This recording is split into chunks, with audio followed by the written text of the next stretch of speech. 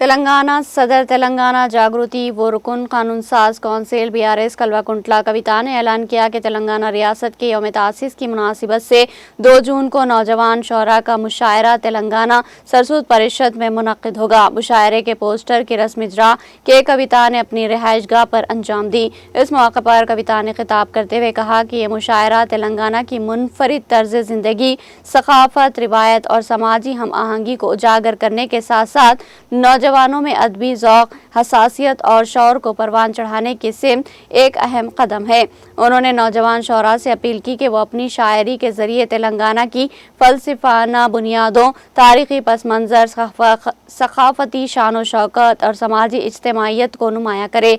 शिरकत के ख़वाह शुरका की उम्र 35 साल से कम होनी चाहिए। शायरी तेलुगु, उर्दू, हिंदी और अंग्रेज़ी ज़ुबान में पेश की जा सकती है।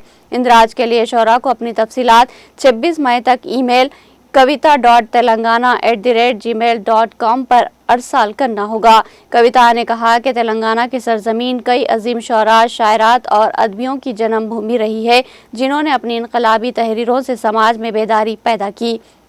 इस प्रोग्राम का मंशन व मकसद इसी अदबी रिवायत का फ़रोग़ है। उन्होंने सर्वे सुरराम प्रताप रेड्डी की गोलकुंडा शोरा अशात का हवाला दिया और कहा कि उन्होंने तेलंगाना के अदबियों और शोरा को इज़्ज़त व वक़ार अता किया और यही जज्बा तेलंगाना जागृति को तहरीक दे रहा है। BRS लीडर ने हुकूमत पर तनकीद की और कहा कि बदकिस्मती से मौजूदा हुकूमत तेलंगाना के अदब और फ़नकारों को वो मुकाम नहीं दे रही जिसके वो हकदार है। उन्होंने कहा कि 12 मुतालिबात के बावजूद शायर दशरथी की 100 साला तकारीब को शायान शान अंदाज में मनाने से हुकूमत कासिर रही।